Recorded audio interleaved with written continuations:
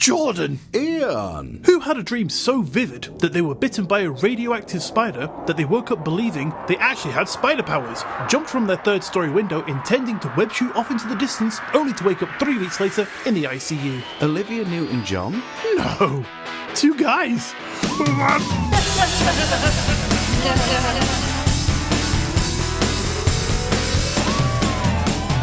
Perfect. Beautiful. Hello, and welcome to episode 63 of Two Guys What's Up, the weekly comedy podcast where that intro question was slightly misleading because the only thing that I dream about is this guy, Jordan. Jordan, how are you? How was the ICU, pal? Is it treating you well? No, because I feel ill again. Oh, God. I know, I don't know where it's come from. I suspect I've just not quite got over it. Yeah. And it's just done a bit of a rebound on me. Have you been burning the midnight oil by any chance? You know, going to bed late, getting up early, partying all day, doing drugs all night. Rock and roll lifestyle, me. Yeah, absolutely. Except it's more like going to bed late because I can't sleep and then getting up early because I've got commitments. Oh, right. You know. So, slightly rock and roll, more than half adult lifestyle. Absolutely. But, I mean, I'm all right. I can just tell my throat is really tight. That'll make our next meet-up very good for me if your throat's nice and tight. We're not even 2 minutes into it and it's f***ing started already. Oh, yeah. That's all right, there. Just as a separate topic. So do you remember a couple of weeks ago we were talking about the whole garlic and vampires thing? Oh, yeah, the toothpaste. Well, yeah, there's that as well. I found out only the other day that if you eat garlic, it goes straight into the bloodstream. Oh, right. I didn't realise that, which is partly why I think it lingers. Yeah. And apparently mosquitoes really hate the smell and taste of garlic, so they will not bite anyone that's eaten garlic. All right, interesting. So, is there some correlation between mosquitoes and vampires that you're trying to tell me about? I think it's confirmed. Mosquitoes are vampires. I guess they are. They're the closest thing to it, probably. So, does that just mean that all vampires just don't like garlic? They're not very culinarily experienced. Yeah, I mean, they've just not got such a refined palate. I think that's more the issue. They haven't yet tasted the sweetness that is putting a little bit of garlic drizzle on top of your cooked pizza. Oh, God, amateurs, mate. I mean, they go to, like, Domino's or something. Yeah. Suckers. No, well, I mean, they still do garlic dips, don't they? Yeah, but they don't go for those. Can you imagine, like, this vampire walking out, like, checking his box? And, oh, take your fucking garlic dip. I don't want this shit. Like, throwing it at the poor workers behind the desk. Like, Dracula, man, he's a right dickhead. Oh, yeah. Little does he know, he's really missing out. Exactly, yeah. So the joke's on him, really. Gorgeous. Anyway. So, yeah, I just wanted to let you know that there's a potential correlation there. Well, thank you very much. Super interesting to know. I want to know the actual reason that vampires are supposed to not like them, like the mythological reason behind it. Against garlic? Yeah. Didn't you say that you read it and forgot? I read the information when I was doing that episode, yeah, but then I completely forgot where I'd found it and haven't been bothered to look it up again since, so... Well, I'm pleased that you're providing us with all this information. You started, you brought it up, mate. I'm talking about something else today. You were like garlic and vampires, pal, and you put me on the spot. Yeah, no, fair enough. And Tulpa toothpaste. Tulpa toothpaste, yeah. I found that, by the way, online. You can order it. It's still available. You can buy it in bulk. It's quite expensive, but equally as delicious. The garlic doesn't go off, so it preserves. It's perfect. Oh, God. I'll send you a tube, pal. Yeah, please. Actually, it'd probably do me some good shifting this cold. And keep all those vampires away. And mosquitoes. Or are they one in the same? Oh, love it. Anyway, my old pal. So what have you got coming up for us today? So today for you, I have something that I'm calling Wiki-Madness. Okay. That is a compilation of some of the weirdest and what I think is some of the funniest Wikipedia pages. Brilliant. I can't wait to hear this, because whenever I go on Wikipedia, it's only ever to look up the exact thing I want. I don't think I've ever actually just perused it, if you know what I mean. Yeah, I don't really think it's a hobby of mine, to be honest. But it'd be very interesting to know what's out there. Yeah, absolutely. And the other thing as well, Wiki nowadays, all you get when you go on there is like... Will you please donate? Yeah. £2. It keeps saying... oh, if you don't donate, we're going to have to close down. But it never has. And it's been asking me for money since I was in like year 10 or something. Is that since before Wiki was a thing? Was it? Maybe, mate. You are pushing 40 now, Iain. Yeah, don't remind me of that. It's far too late in the evening to be reminded of such horrors. I'm sorry. Anyway, what have you got for us today? Well, today, Jordan, I am going to be blowing your mind with an interesting tale of psi power. Oh, okay. And the great thing is that looking into this prompted me to master it ahead of today's recording purely so I could watch the moment that your head swells and pops like a discarded balloon foolishly floating into a bush full of jaggies. Okay, is this because I'm really sinusy? No, it's just because, this content is just going to blow your mind. Okay, it's not going to fill me up with mucus. It's going to just like a bike pump, like my granddad, coming into your house and just one pump after the other, filling that head up with snot until it pops. Well, your granddad was known as 3-Pump Pop.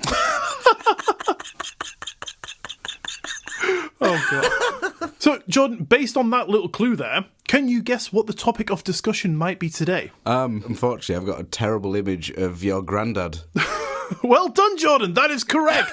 Is it? I am going to be talking about remote viewing. Oh, okay, yeah. And with that, let's get into it. So, remote viewing is a controlled and structured process in parapsychology which involves attempting to gather information on distant or unseen targets, locations, events, objects, or people without prior knowledge of whatever it is that you're trying to view using extrasensory perception. Just feel free to jump in any time, by the way, because this is quite a short segment, I think. So, Okay, no, I can't be asked. yep, fair enough. I don't really want to be here either, mate. Shall we just call it quits?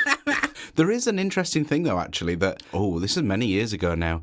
Darren Brown did a documentary in a series that he called Darren Brown Investigates. Oh, yeah. There was one about psychic mediums. It was a 4-parter. Right. And another one was a little bit about what you were talking about with sort of remote viewing and things like that. Yep. And this is just off the top of my head, but he went to, I believe, Russia. As there were, I want to say 2 brothers, and I won't even try and remember their names, but they were really big in this field, and they offered sort of workshops. Right. I want to say it was maybe like a long weekend worth where you can go to their, as they called it, sort of spa, and learn to harness this power that is within you. Yeah. Essentially, long story short, and not to spoil it, but Spoilers. these brothers got really angry at Darren Brown Right. because it sort of wasn't really going their way. Yeah. And he wasn't at all being awful about it. That tends to happen when fraudsters don't get painted in a good light on a show that is trying to point out the truth. Exactly.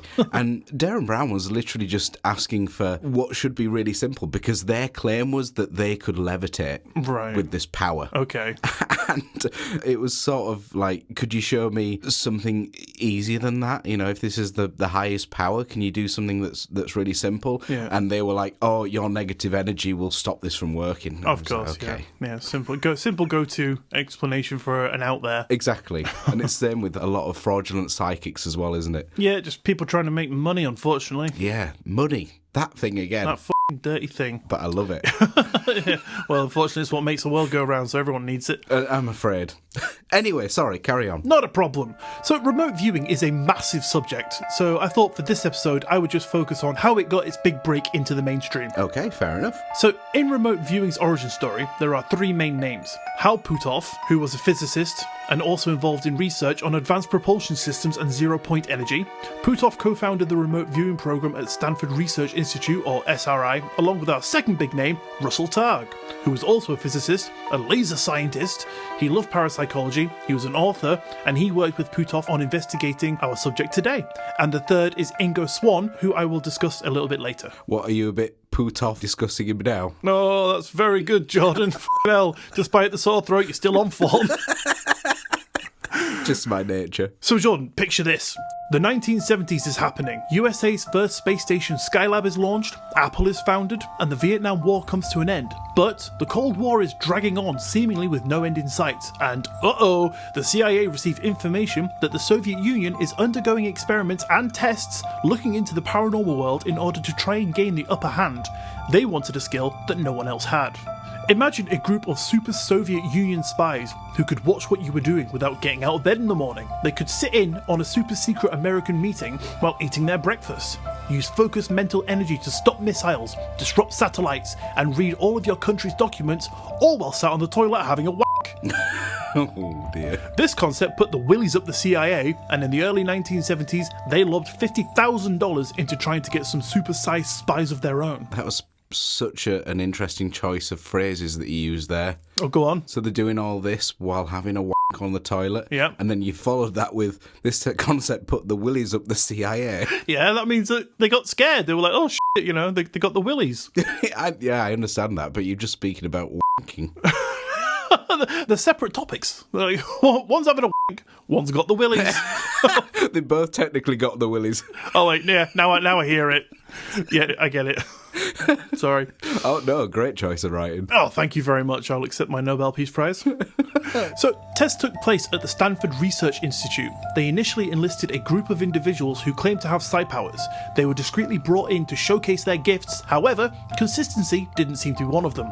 A CIA worker, Kenneth Kress, highlighted the issue, saying that one subject could seemingly raise the temperature of a room with their mind, while the other could accurately describe the contents of a sealed envelope. Yet, under identical test conditions, when retested, temperature guy's powers were seemingly gone. Yeah, this is what we were talking about, that apparently they can't be tested because it interrupts the energy or some other bullshit. Well, you're saying that, Jordan, but amongst these discrepancies, there were some who actually did some spy work. Government-sponsored psychics from 1973 to 1974 embarked on actual missions. Nah, they didn't. Mate, I've got the information right here. Just you hold your horses. Yeah, not true. By the end of this, not having it. Your feet will be behind your head and you'll be getting f***ed by the truth, okay? Will I have the willies up me or something? Yeah, man. So someone will be wanking and someone will have the willies up you. Some managed to unearth secret missile bases in the USSR, some pinpointed terrorist cells in the Middle East, and others managed to view the inside of the Chinese embassy in Washington, D.C. Not all were hits, some data proved unreliable, and this unfortunately cast doubts on the project's overall effectiveness. It was a bit hit and miss, but the remote viewing program had found its feet. Okay. But it couldn't levitate off them, though. Not yet. I mean, it's still early days. They're still learning. I see, I'm not sure I buy it. I know that you haven't pleaded your case yet. I'm only 2 paragraphs in, pal. I know, but it's not swaying me yet. Well, I've got some bigger, better evidence coming right your way. So pipe down, take a little seat, get some willies up you, if that would calm you down any. It normally does. No comment. It was at this point that Ingo Swann entered the picture. Swann was a New York artist and saw a proposal of an experiment Puthoff had been on about doing, which saw electrodes from a polygraph machine being attached to plants. Swann boasted about some of his mental magic powers, and he was invited to the SRI to be put to the test. And boy, did he not disappoint. Puthoff said that before Swann arrived, he had arranged a visit to a well-shielded magnetometer, which was used for quark detection. This magnetometer was kept in a vault underground, shielded by mu metal, in an aluminium container with a copper and superconducting shield. Swann didn't know about this trip, Jordan, but upon arrival, Swann was like, "Oh yeah, no need to explain what it looks like, pal. I'm looking at it right now, in my head." He was indeed remote viewing the inside of the machine. And sure he did, right? Prove it. Well, he did. He went on to sit down and draw what he saw, rather accurately as well. And what makes this more amazing is the fact that this machine was incredibly complex and the design of it was unpublished anywhere at the time. Thing is, right, Here he goes again. as he's looking into this machine, would it not be pitch black? No, because, he uses remote torch on his iPhone or something. Oh, does he? Yeah, to light it up. His laser eyes. Exactly, yeah, he's got like Superman vision. Naturally. Oh, right, yeah. I mean, it's just way too modest to actually say that. I can't believe in the world of, me talking about people using their mind to remote view other locations, you're like, wouldn't it be dark? That's a logical thought, isn't it? No. I could say, oh, I can look into that spare room 3 streets down. Yeah. Oh, they got the light off, though. Damn. Maybe he's viewing it in a past time when there was light on in there. What if the design changed, though? Well, then you got me, but I guess he would, Make something else up instead. I guess, if you said that, they'd be like, oh, you're actually remote viewing it from the past because that's how it used to look. Or they might say, you're wrong, pal. Fuck off. Get out. Get your coat, Dad. I hear they do those 3-day spas. You might want to brush up on those skills. All right, mate, if that doesn't sway you, then another example was, in a double-blind test, an object was hidden in a box and Swann was asked very politely to tell the testers what the bloody hell was in it. Swann said, "I see something small, brown and irregular, sort of like a leaf or something that resembles it, except that it seems very much alive. It's even moving." The target was indeed a small moth, which apparently did look like a leaf. Within the next 8 months, a new program was negotiated and funded, and another guy joined the team, Russell Targ, and now the experiment phase had truly begun. So is this the Targ experiment? I don't know, you tell me. well, You brought it up. Well, I'm just asking. Go on, what's the Targ experiment? I can't remember off the top of my head, but I do know that that is a thing. Can you give me a gist? I've just Googled it. I'm struggling to find like a nice, concise summarization of what that really is. Yep, welcome to my world, pal. Trying to put all this information together into one concise segment was f***ing horrendous. Okay, yeah, I can imagine. And for what it's worth, I think you're doing a really good job on highlighting all these fraudsters. Thanks, pal.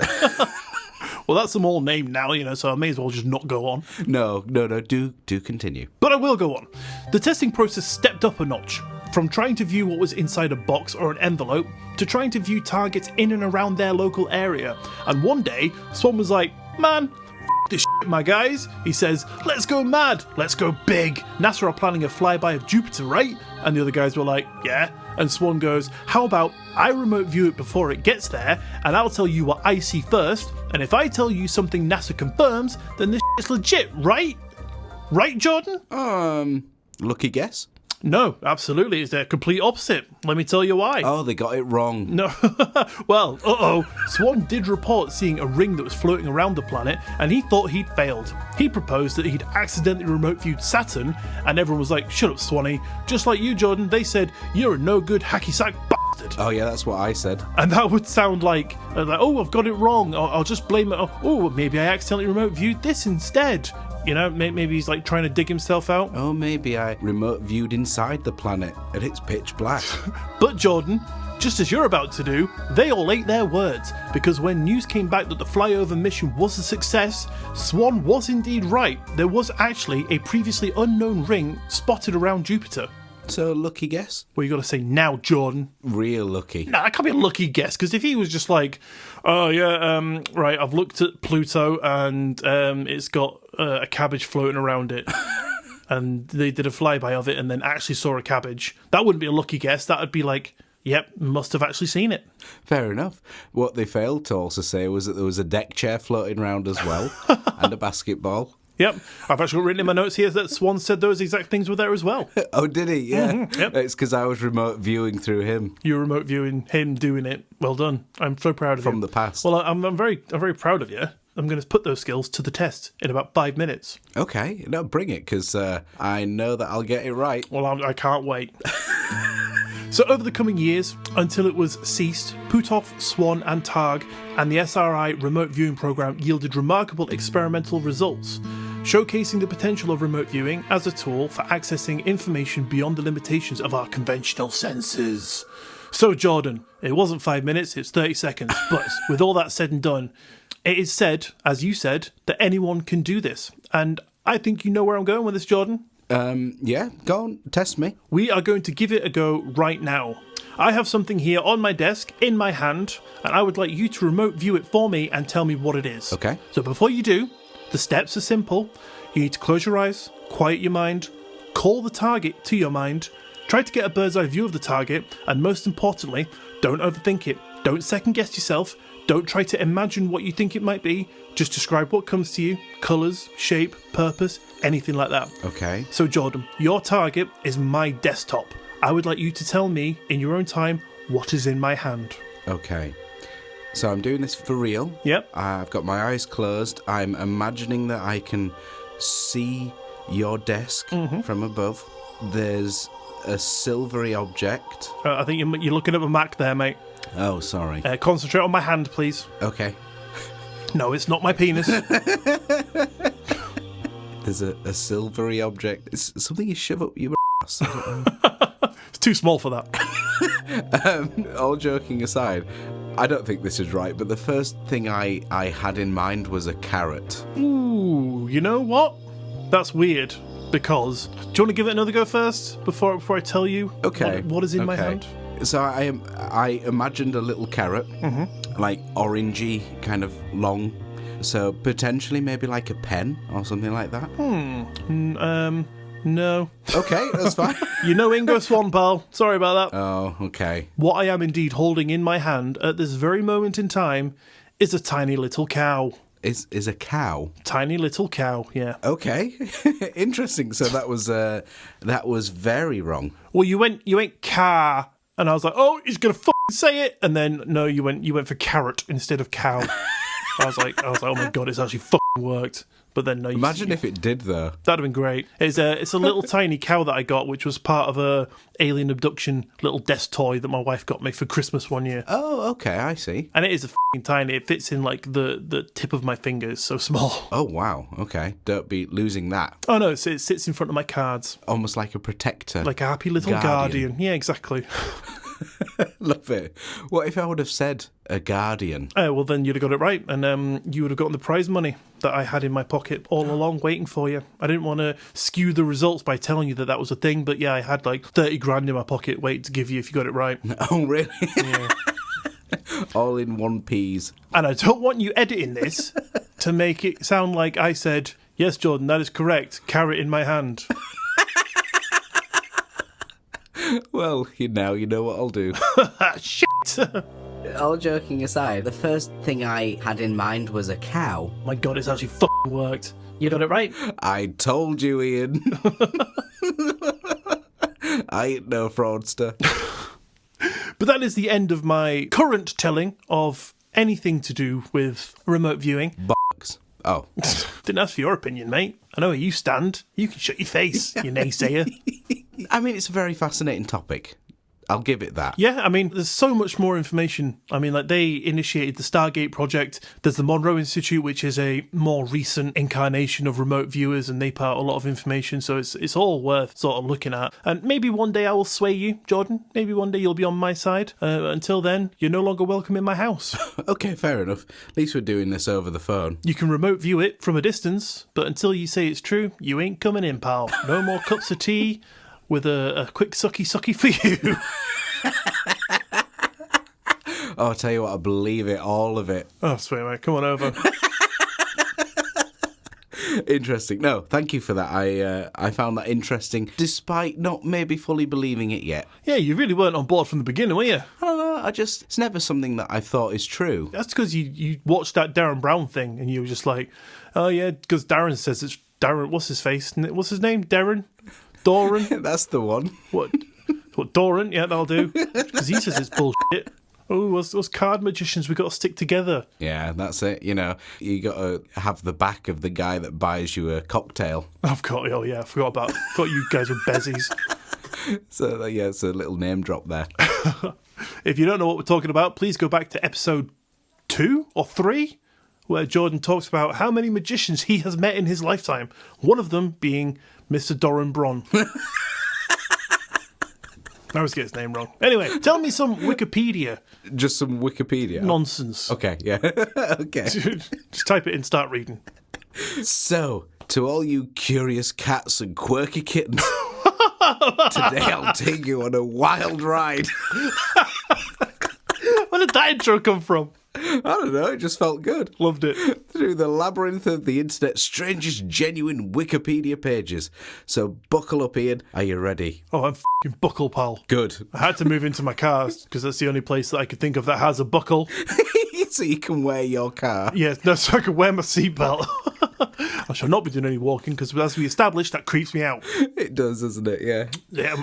Did you ever find out, by the way, if a straw has 1 or 2 holes? No, I neglected to look it up because the thought of it freaked me out. Because essentially, humans are just one big straw, aren't we? We start at the mouth and we end at the butthole. So I didn't really want to know if I've got 1 hole or 2, because if it's just 1, then that essentially means Just continuous, isn't it? Yeah, it just means I'm one big butthole right the way through. Yeah, you're one part of a human centipede. Didn't want to know. Anyway. Moving on. So example 1 for you, we have... God, what is it? What are you giggling at? No, just laughing at the thought of you as human centipede. It's wildly erotic. So kicking off our list of the weird wiki pages is quite simply predictions of the end of the world. Oh, nice. Yeah. Did Baba Vanga make an appearance on this?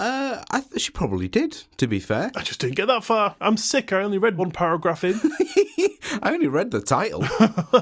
Yeah, just telling me titles. Entry number 1, world's worst predictions. Yeah, I mean, it wouldn't be incorrect. It's, it's a wiki page. But yeah, turns out folks have been predicting the apocalypse for centuries. Whether it's the Y2K, Mayan calendars, or Nostradamus, or Baba Vanga. It's like a cosmic game of Guess the Doomsday. But, spoiler alert, we are still here.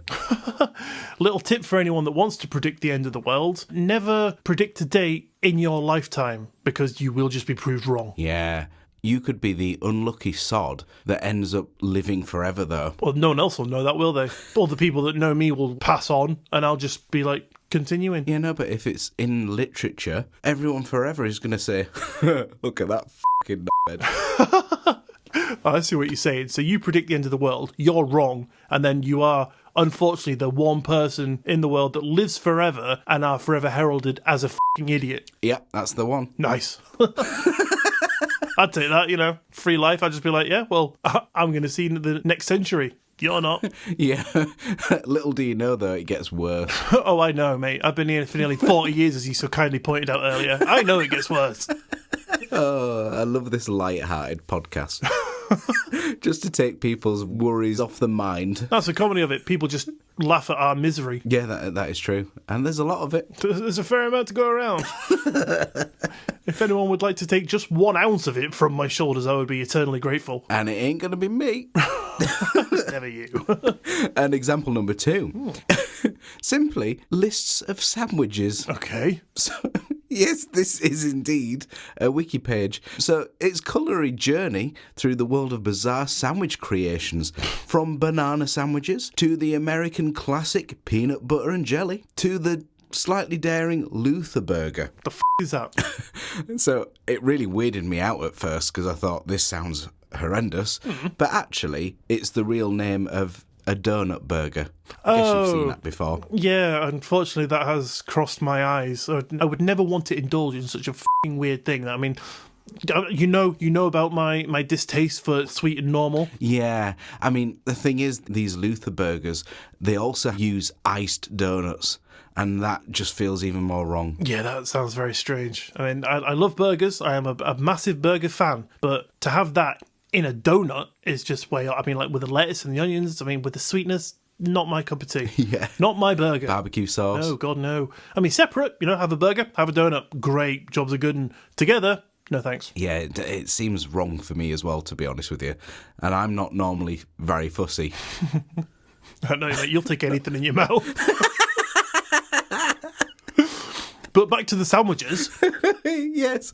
So there you go. List of sandwiches is a page that will make you question if a hot dog is indeed a sandwich. Yeah, I heard this question posed not so long ago, and I guess it is a sandwich. I mean, burger is a sandwich, isn't it? Like, you just literally said burger, so I'll shut up on that point. But a Luther burger. Couldn't anything be added to this list, whether it has actually come to be made or not? Because you could, I could put a picture frame in between 2 bits of bread, and there you go, picture sandwich. Yeah, that's it. I mean, I suppose technically, I guess it needs to be edible. Well, does it state that on the website? Yeah, first line. So this has to be edible. Oh. So they thought of everything. They did. Example number 3 is list of people who have died on the toilet. Okay. Is it a long list? I don't think there's too many pages, but yes, there is indeed a collection of unfortunate souls who met their demise while doing their business. Call it a crappy way to go, if you will. Is that not like, if you think about it in the grand scheme of things, maybe one of the more normal places to cark it? Because there's got to be a lot more stranger ways and places for people to be when they die. Like, I don't know, filling up your cup at the cinema. That's a pretty weird and niche place to go. True. Whilst walking into a hooker's mouth, that's a weird place to go. I know, but what a great way to go. All you ever want your hookers for is for their armpits, Jordan. Well, I like to think you learnt your lesson from the last time. Yes, of course. Absolutely. I'm a changed man. Very good. Your wife can only be forgiving so much, there's a limit. That is very true. And if anyone isn't familiar, Iain did a bit on this a couple of episodes back. It was a Valentine's one. It was, wasn't it? It was the Valentine's episode. Which was actually released a week after Valentine's Day. The thought was still there. Yep. The thought that counts. Yep, absolutely. That's what I told my wife when I gave her a present a month late as well, but she wouldn't have any of it, so why should our listeners? That's fair enough. Do you know the famous celebrity who died on the toilet, actually? It's got to be Elvis Presley. That's the one. It was indeed the king, Elvis Presley. Is that what they call toilets thrones? Oh, it's a really good one. I don't know, you know. No, neither do I. I think I probably just made that up. But I like the connection. For me, that works. I'm so glad it does. And then at number 4, we delve into the Bielefeld conspiracy. Okay, this sounds more like my territory. Oh, yeah. What the fucking hell do you think you're doing stepping on my toes, mate? I'm so sorry. Tell me what it is anyway. Put that ruler away. What is this? Befugler? The what? I don't know. What did you say? Befugler? The Bielefeld. The Bielefeld. So it's a place in Germany. Right. It's a conspiracy theory that the city of Bielefeld in Germany doesn't actually exist. So it's a bit like The Truman Show, but for an entire town. Okay. And maybe something for you to look into. There is actually a conspiracy that says that Australia doesn't exist. Have you ever heard that one? Oh, well, I mean, to be fair, I've never been, so it could well be. I've never been. Another podcast did an episode on this and apparently quite angered the inhabitants of Australia. Oh, really? Because they were like, we do exist. Oh, okay. Yeah, that's an interesting one. So anyway, Bielefeld, you should go for that at some point, Ian. I might look into it. We'll see what happens. Don't push me. If not, I'll be really upset. Well, you know what? I've got quite a lot planned for the future. Right? The future of this podcast is bright. And unfortunately, I do not see Blugenfeld on the list. So... That's probably because you're spelling it wrong. Yeah, I spell everything wrong. You know me. That is true. This podcast is currently 44 minutes in, and it's going to be edited down to a cool and precise 10 minutes because the first half of it is filled with me getting everything wrong. Yeah, no, but I appreciate you trying. Yeah, good one, Ian. Well done. Pat on the back. Here's your ice cream now. F*** off. Here's 10p pocket money, don't spend it all at once. So, moving right along to number 5 is the list of unusual deaths. Oh, very interesting. Yeah, so this one I think is a real gem, and it's showcasing the weirdest ways people have met their maker. Nice. Death by laughter, death by beard, you name it, it's there. Wow, one that I elicit, one thing that I have.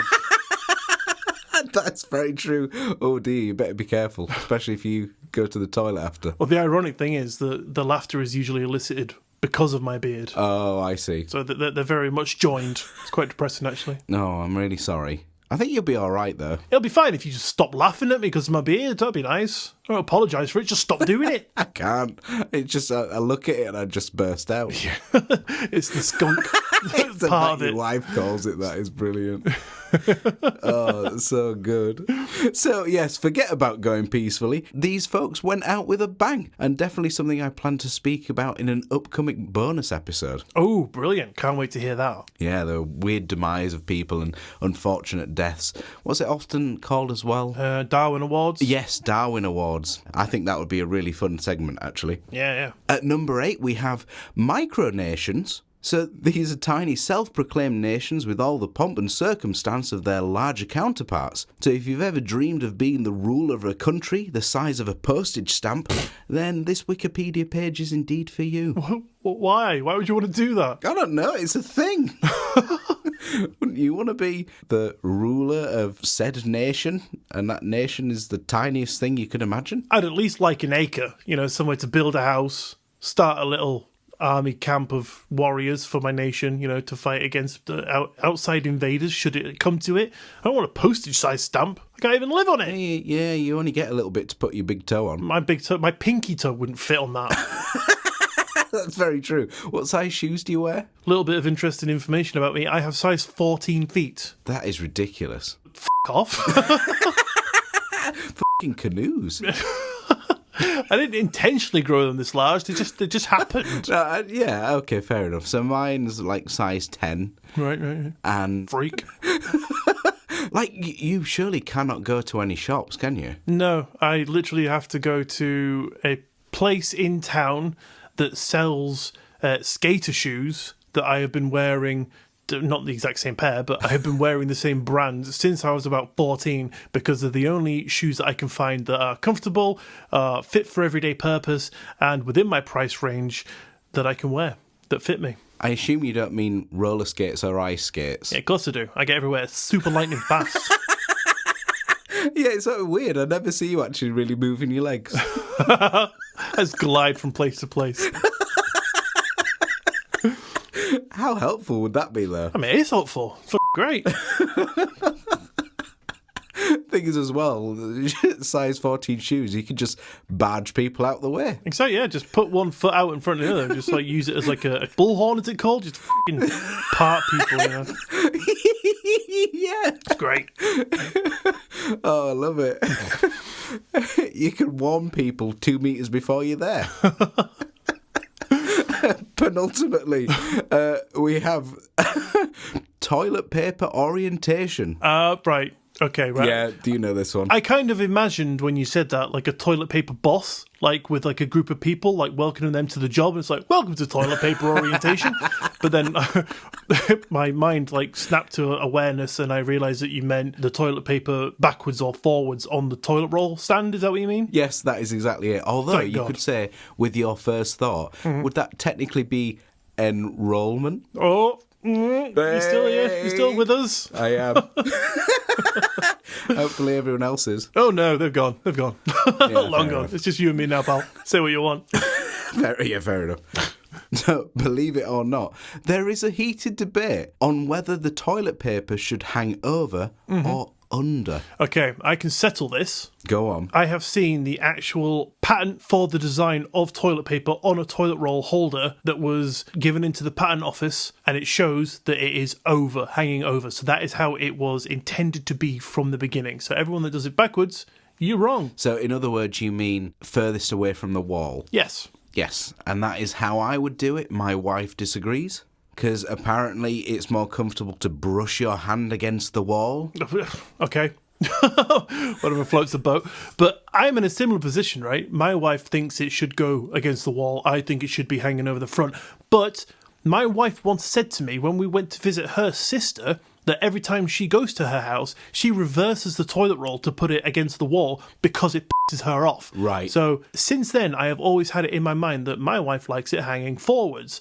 And now whenever I go to the f***ing toilet to get some toilet roll, it's always hanging behind it. I'm like, what the fuck? So I have to turn it round. Yeah, that's our house. It's constantly being flipped. So are you on the cards for a divorce as well, yeah? Yeah. Citing toilet roll disagreement. Happening tomorrow. All right. No way. I'll see you at the solicitor's offices, pal. We can Yeah, team up. I'll see you there. We'll correct all the loo rolls there as well. Yeah, good idea. We'll have the last laugh. And I remember seeing a meme once about this, where as we're describing it, away from the wall is over. Yeah. So, as if overs are beards, and it said beards are cool, whereas the other one, mullets are not. Oh, yeah, I can see that. Yeah, that's very clever. I just thought, that answers it. And finally, number 10, we wrap it off with my favourite list of animals with fraudulent diplomas. That one went into my ears but did not compute in the middle. So can you explain that one, please? So, yeah, apparently animals are not only getting honorary degrees, but they're also rocking the cap and gown ceremonies. Oh, fucking hell. Why? I don't know. So this is a genuine wiki page, by the way. Right. And I just imagine a speech by a kangaroo who goes like, hop your way to success. Imagine a capybara getting a doctorate degree in electronics. What the f*** is it going to do with that? How's it going to pay back its student loan? It's a very good point. I mean, I don't know to what real nth degree this goes to, but that is a genuine page. Oh, degree. Was that a joke? Was that a joke you slipped in there? To the nth degree? Was clever? See, I'm just that good, I don't even realise it anymore. Yeah, you just flick the switch and let it flow. It's like joke water. It's like having a piss. You just stand there and just let it come out. Yeah, a lot of people would probably liken it to piss, or at least verbal diarrhea. Yeah. One of the bathroom functions. But there you go. That concludes a trip through the wonders of Wikipedia. Fantastic. And do remember, laughter is the best way to navigate the weirdness of life, and these wiki pages are the compass. Just make sure that you don't accidentally laugh yourself to death, That is very true. because then you'll be navigating your way into a grave. That's it, yeah. Don't be tripping over your beard. It's not that long. I actually trimmed it the other day, so you know. Was it in preparation to not trip over it anymore? It was, yeah. I was just sick of breaking pairs of glasses, you know. Just thought, I'll give it a cut. It's about time. Yeah, you were like, I don't want to be in those Darwin Awards. Don't want to be one of those guys on Wikipedia. Yeah, I don't want to show up third in Wiki's weirdest... Weirdest ways people have died. Never mind. Well, there you go. I love that segment, Jordan. That was very interesting, very intriguing, and completely mind-boggling. And you've shut my brain down for the rest of the night, so thanks for that. I will now hopefully get a good night's sleep. Oh, you're very welcome. Oh, by the way, I take it you didn't indeed sleep on the floor. I did not, no. I did not indulge the idea of sleeping on the floor. That would have been interesting, though. Especially when I have a king-size bed right next to me, taken up by two teddies. They were lobbed one after the other in quick succession, and I hopped into bed, and it was delicious and warm, and I got a good night's sleep. Good. That's the most important thing. Fantastical news. Brilliant. Excellent. Does that about bring us round to the end of today's episode, Jordan? I think it does, Dictionary Ian. Great. Thank you for tuning in to today's episode of Two Guys What's Up. Don't forget to follow the show wherever you listen to us so you don't miss another episode, and maybe even tell a friend. Take your friend to your computer. First navigate them to Wikipedia. Type in best podcasts in the world. And don't look no further than number 1, because that entry will be Two Guys What's Up. Click the link, have a f***ing listen. Tell your friends about us. Perfectly done. And if you would like to get in touch with us, our Linktree link is in the bio of this episode, which you can click on and be jetted off to every link you will ever need for all your Two Guys What's Up essentials. Want to get your own Two Guys What's Up t-shirt? Click the link. One remote view Jordan switching around the toilet roll for the umpteenth time that day? Click the link. Want to create your own weird wiki page? Click that link. And don't forget that we have Patreon, where you can find all of your Two Guys What's Up extra essentials, including pin badges, shoutouts, t-shirts, and if you really can't get enough of our fantastic tales and gorgeous voices, well, now you can get more, because we now release bonus episodes which come out on the last Friday of every month. There's currently 8 sitting up there waiting for your ears to just go and have a little f***ing listen. And all that is available right now, starting with the bonus episodes, for just £3 a month. Just £3 whole pounds a month. 8 bonus episodes. 3 earthly pounds. Bargain. And if you want to help support the show and get some cool stuff while you do so, head over to patreon.com/2guyswhatsup to check out all the goodies over there. The link will be down below for your clickety-clackety-clickety-clickety. But if you can't do that but you'd still like to help us out, there are 2 fantastical ways that you can do that for free. 1, telling all your friends and family about us, sharing the name out there. And 2, going to your podcast app of choice and giving us a 5-star rating and review, and we would be eternally grateful. Eternally so. But on that note, thanks for listening, guys. Y'all have an amazing week, and we will see you next Monday. Bye.